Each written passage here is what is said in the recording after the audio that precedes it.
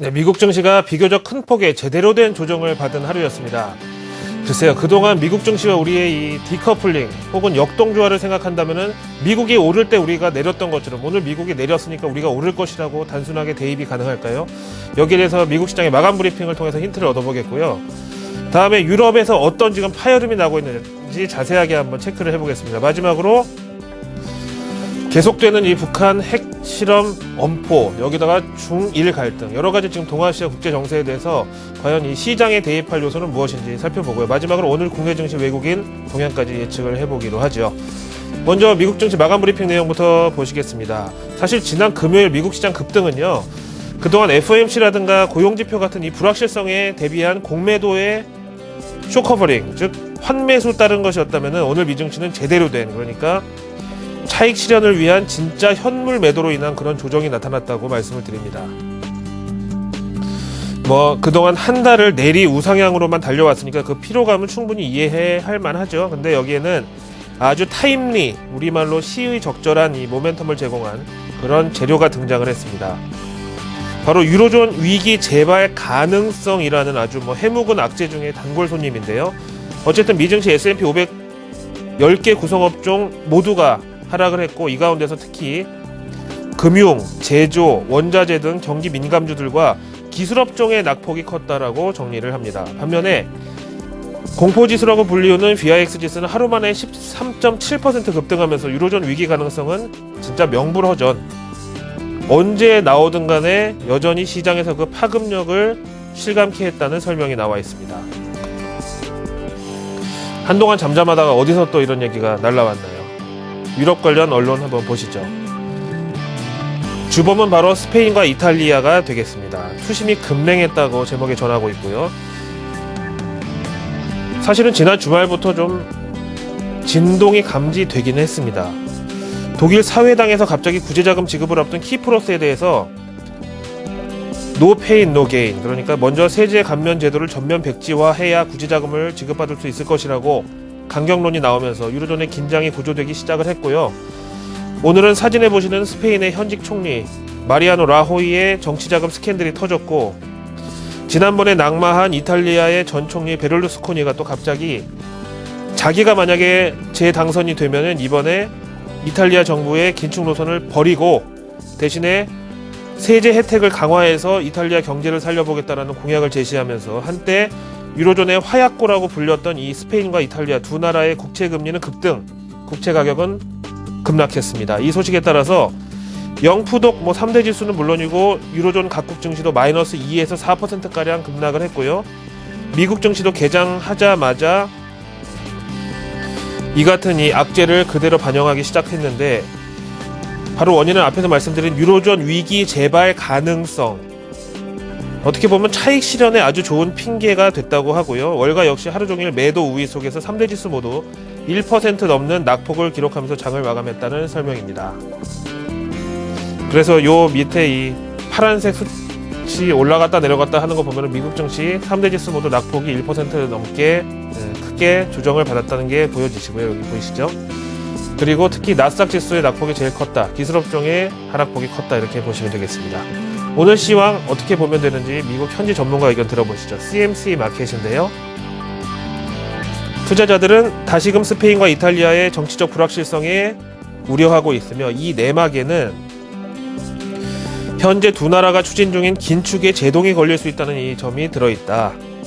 그러면서 현행 각국 정부의 대대적인 양적 완화 기조 때문에 투자자들은 웬만한 경제지표 부진에는 초연해졌지만 이 같은 정치적 사안은 중량감이 다르다라고 표현을 했습니다. 따라서 오는 목요일 ECB 통화정책회의가 다음 관문으로 지금 등장을 했는데, 이 자리에서 과연 현 사태에 대해서 어떠한 진단 혹은 처방을 내놓을지에 투자자들의 관심이 쏠리고 있다는 내용입니다.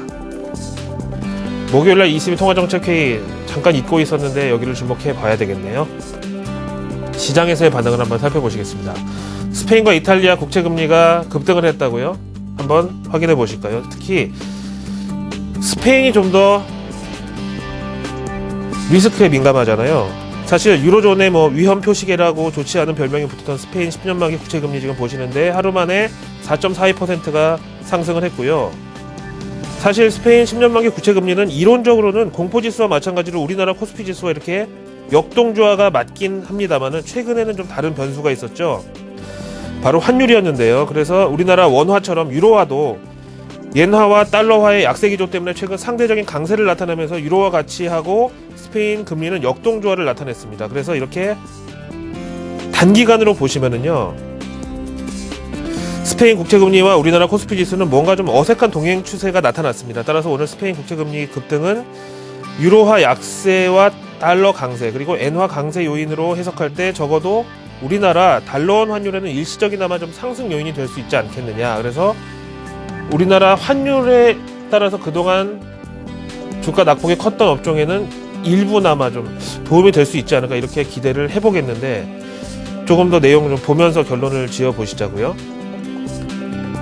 북한의 이 핵실험 엄포, 다음에 중일 갈등 여러 가지가 있는데, 요즘에 일본 언론을 보면 심심치 않게 등장하는 기사가 있습니다. 뭐 우리나라도 마찬가지일 텐데요. 내용 간단하게 정리해 보겠습니다. 니혼 게이자의 신문입니다. 우리나라도 그렇지만 해마다 찾아오는 황사 때문에 노인들과 뭐 노약자들 피해를 입는 경우가 좀 종종 있는데요. 중국과 남부지방이 일접한 일본도 마찬가지입니다. 근데 올해는 한겨울인 1월부터 중국의 대기 오염이 심각해서 일본으로 유입되는 유해 물질이 예년에 비해서 상당히 심각하다는 이 내용이 나와 있고요. 바로 또 이어서 보시면은 중국 정부는 관용차 사용을 30% 제한하고 대기 오염 정도에 따라서 인공 강우를 통해서 오염 물질을 물과 함께 땅으로 떨어뜨리는 그런 대응을 하고 있지만, 일본의 대기 오염도는 평년 대비 3배가량, 이는 서풍을 타고 중국에서 주로 날라온 것이라는 내용이고요.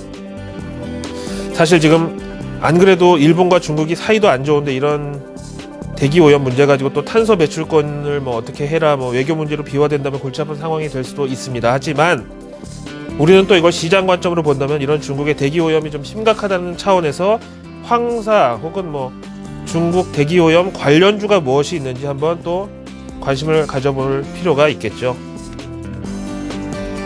그래서 이렇게 여차저차해서 과연 오늘 코스피 증시 그리고 코스닥 증시 외국인들 흐름이 어떻게 될 거냐, 이런 질문을 마지막에 할 수 있는데, MSCI 한국지수 보시죠.